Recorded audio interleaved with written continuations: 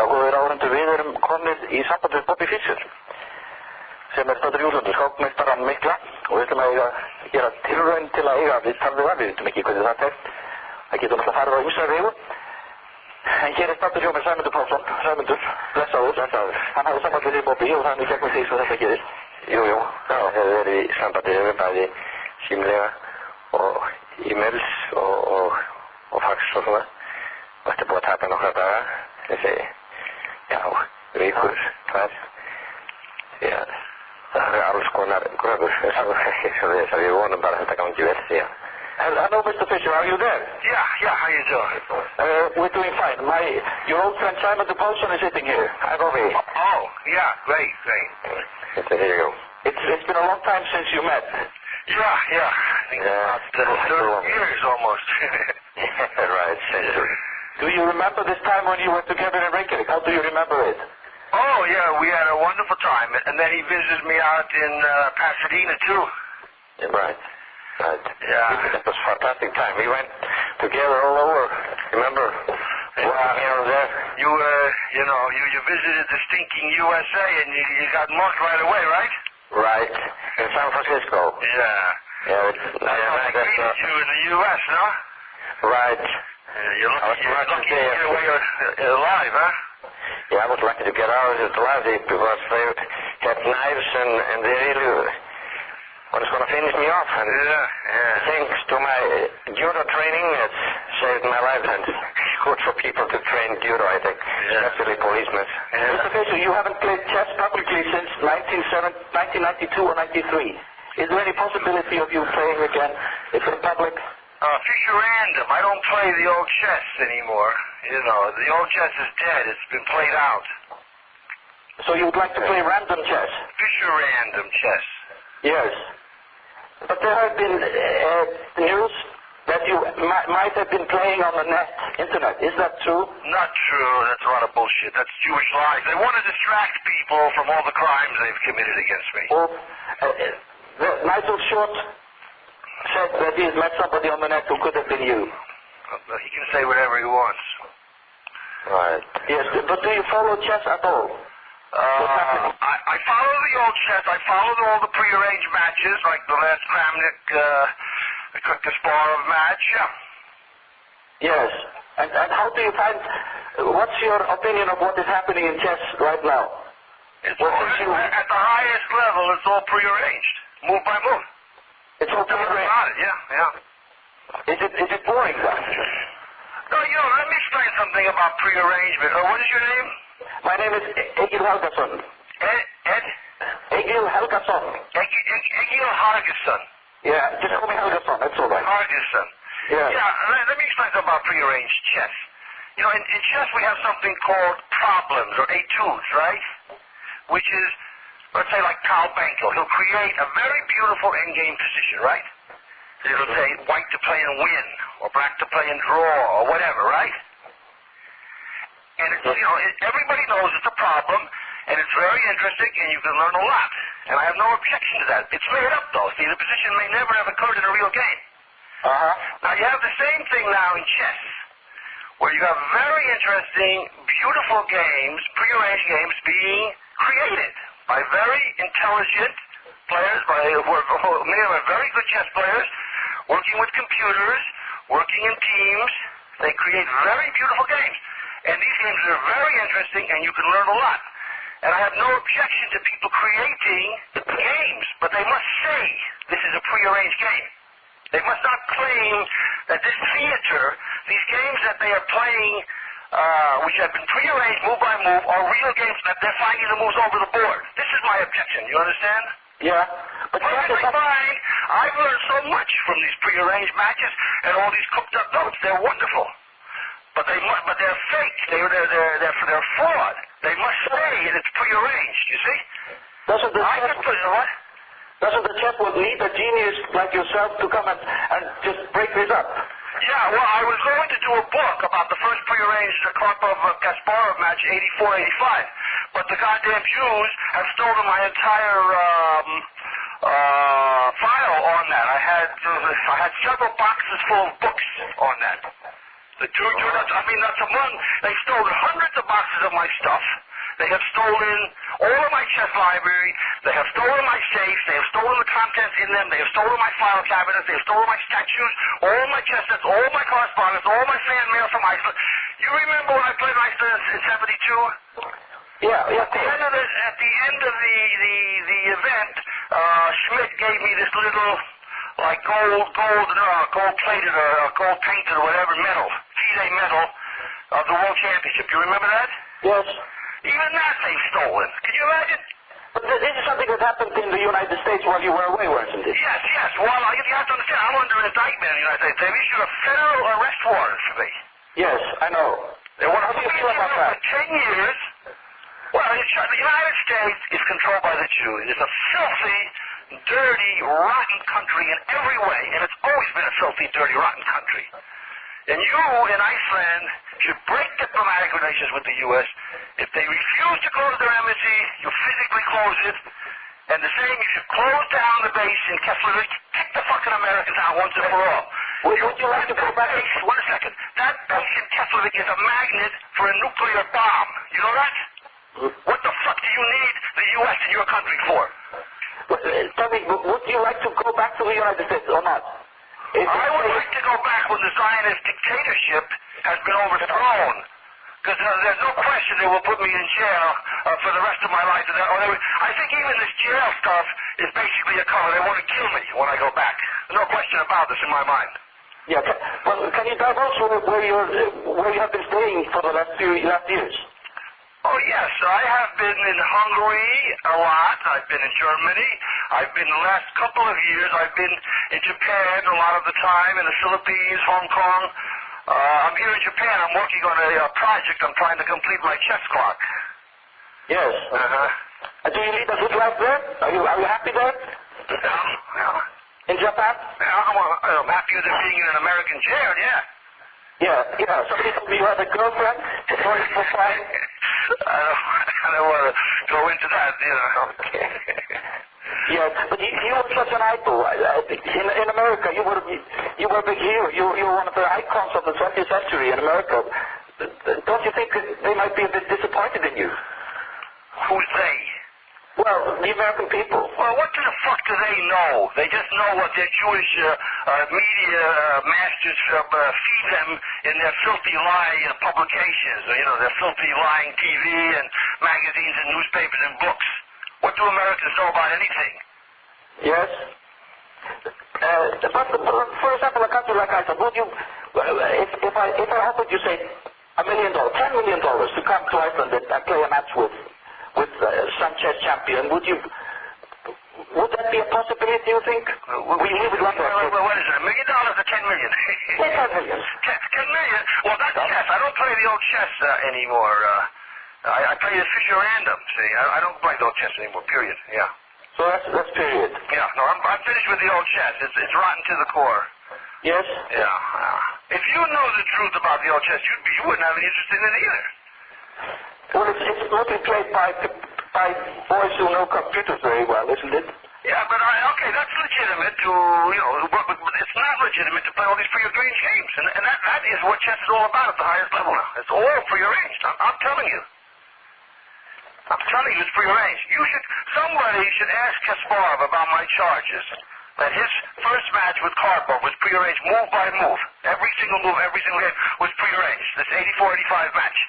Somebody should ask him, record his answer when he answers it live, only live, and then put this through a lie detector. You will see he's lying through his rotten teeth. Yes. He's a goddamn liar, Kasparov. He's a criminal. And so this is your opinion of world chess today? Right. Yeah, it's been my opinion for a long time. I have a lot of interviews on the internet. I go into all of this prearrangement stuff and all of the crimes the U.S. government and world Jewry have committed against me, all the robberies, all the persecution, the arrest warrant. I have photocopies of the arrest warrant and so much material. I'd like to give the internet site, if I may, so everybody in Iceland can go there. Oh, you're welcome. I understand you're very high tech there, and you have a very high percentage of people on the web, right? Internet people, okay?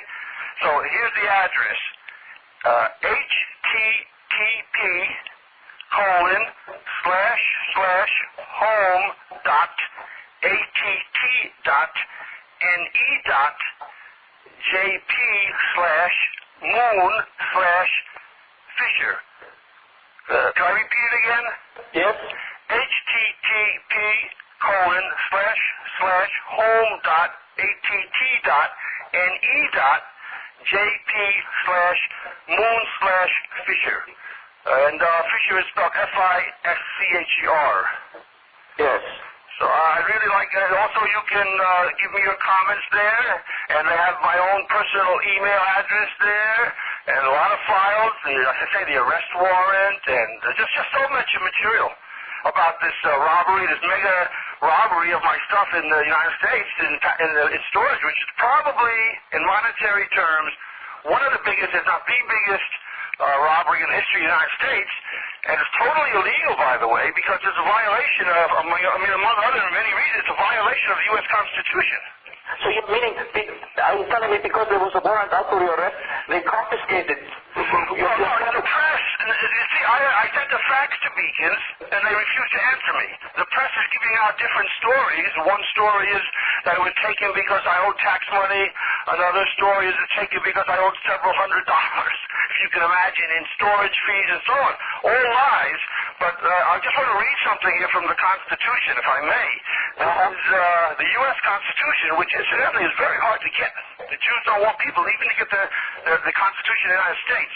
And this is the, let's see, the Fifth Amendment right here. The Fifth Amendment says, no person shall be held to answer for a capital or otherwise infamous crime unless on a presentment or indictment of a grand jury, except in cases arising in the land or naval forces or in the militia. When, one second, let me just turn the light on here. Okay. Let me just go back here. Okay. Let me start that sentence again here. Okay. When in actual service in time of war or public danger, except in cases arising in the land or naval forces or in the militia, when in actual service in time of war or public danger, nor shall any person be subject for the same offense to be twice put in jeopardy of life or limb, nor shall he be compelled in any criminal case to be a witness against himself. Now, here's the key part now. Nor be deprived of life, liberty, or property without due process of law. Yes. Nor shall private property be taken for public use without just compensation. Now, due process of law, if you look it up, that means a legal proceeding. So you think you've been the victim of a judicial miscarriage? No, I think there has been no judicial proceeding at all. Anyway, how can there be a judicial proceeding without notifying me of it? I don't believe there's been any judicial. I don't think the U.S. government wanted a judicial proceeding because I'm under indictment, right? And everybody will say, well, that's the government robbing his stuff. You understand? Yeah. So they just have simply blanked it out what happened and let the public use their imagination rather than lock themselves into any particular one story. You understand? But I want to go on now. There's another place here. This is the 14th Amendment. This is incredible because the 14th Amendment virtually says the same thing. Let me read this. It says... This is Section 1. All persons born or naturalized in the United States, that's me, of course, I was born in the U.S., and subject to the jurisdiction thereof are citizens of the United States and of the state wherein they reside.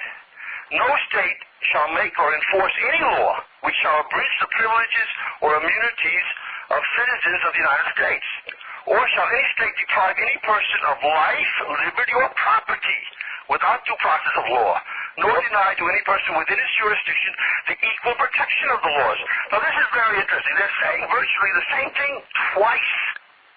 Why do they have to repeat the same thing, that people shall not be deprived of their property without due process of law? Obviously, let me explain this. Obviously, the United States is controlled by the Jews, and the Jews simply do not abide by this law. You understand? So even though they put it in the first time, the Jews continued to grab people's property without due process of law, so they put it in the second time, you see, in the Second Amendment, but it didn't do any good either. The Jews have an insane lust for other people's property, for other people's work, for other people's rights. They are parasites. They're motherfuckers. Please, I don't like this kind of language on my show. Yeah. Yeah. I'm sorry. Go ahead. Do you have any intention of having your indictment, having the situation corrected? Do you know that some Icelandic chess players actually went to the American embassy in Reykjavik to speak on your behalf some years ago? Oh, that was nice of them, yeah. But it's like spinning in the wind, you know.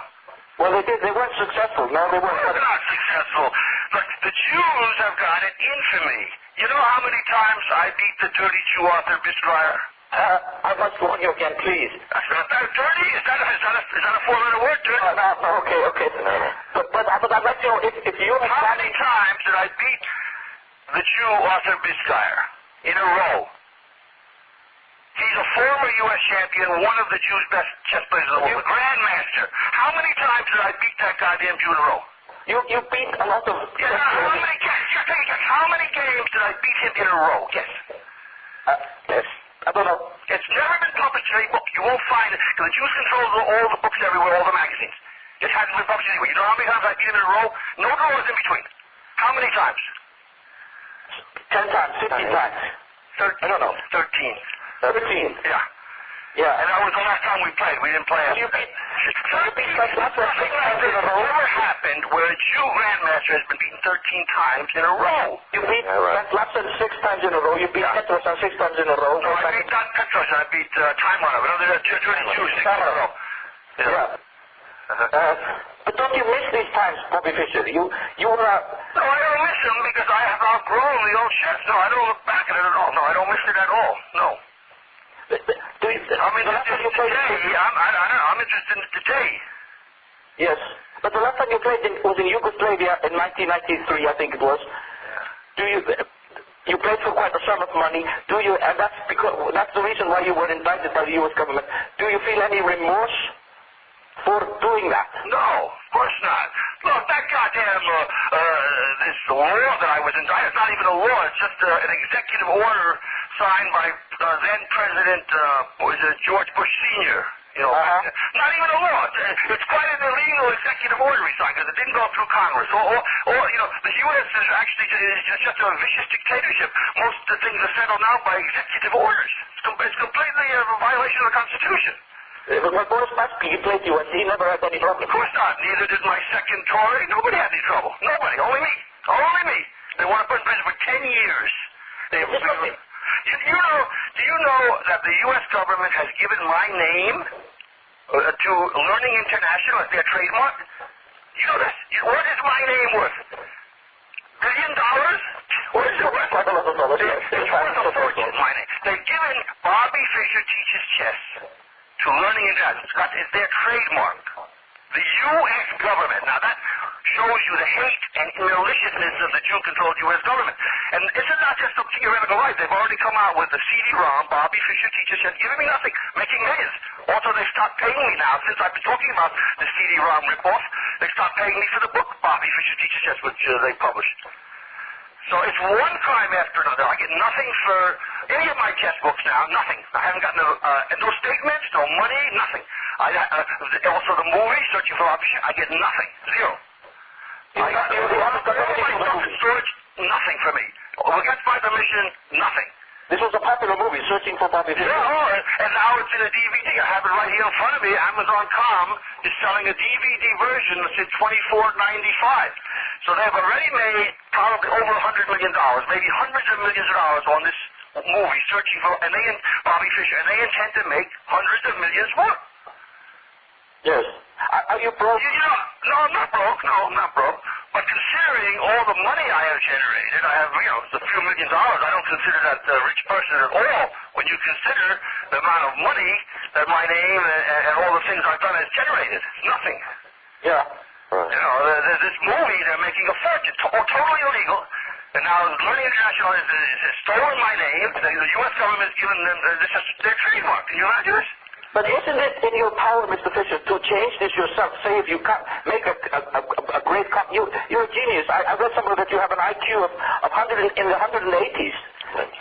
That's phenomenal. You can do so many things, but isn't it in your own power to come back and assert yourself? You can do so many things, but isn't it in your own power?